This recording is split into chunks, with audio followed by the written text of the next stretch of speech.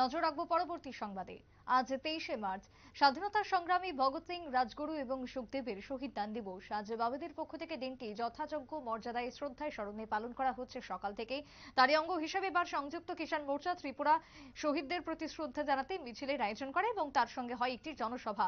বিকেল 4টের সময় সারা ভারত কৃষক সভা রাজ্য কমিটির পক্ষ থেকে এই মিছিল বের হয়। শহরের বিভিন্ন পথ পরিক্রমা করে প্যারাডাইস শ্রমণীতে সভাতে মিলিত হয়।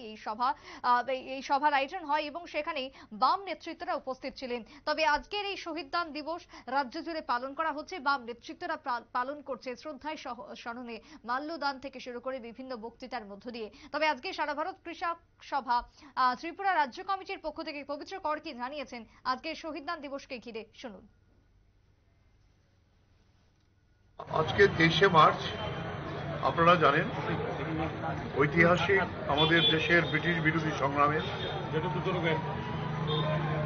আজকে 23শে মার্চ দেশের স্বাধীনতা সংগ্রামের অন্যতম বীর সেনানী ভগৎ সিং এবং ওনার সহযোগী সুখদেব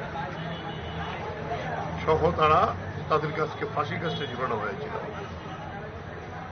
এই দিনটি ভারতবর্ষের একটি শহীদ দিবস হিসেবে মানানো হয়। তারা কৃষকের ঘরের সন্তান। আপনারা জানেন ইতিমধ্যে দিল্লিতে গত 2 মাস যাবতেই কৃষক আন্দোলন চলছে এবং গত 14ই মার্চ রামলীলা ময়দানে অনেক বাধা বিপত্তির পরে অনুমতি আদায় করে সেখানে বিরাট কৃষক পঞ্চায়েত হয়েছিল। সেই পঞ্চায়েতে যেভাবে রিপ্রেশন করেছে বিজেপি সরকার কৃষকদের বিরুদ্ধে যুদ্ধ ঘোষণা করেছে এবং এই জায়গায় দাঁড়িয়ে আমাদের ওই 14ই মার্চের সভা থেকে প্রধান রেজলিউশন হয় যে কৃষকদের দাবি এখনো বিজেপি সরকার 3 আইন বাতিল করার পরে লিখিত যা প্রতিশ্রুতি দিয়েছিল তা মানা হয়নি। উপরন্তু যে মন্ত্রী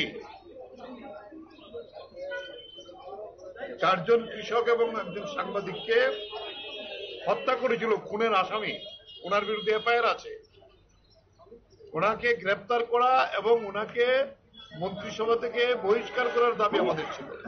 আবার ওনাকে প্রার্থী করেছে।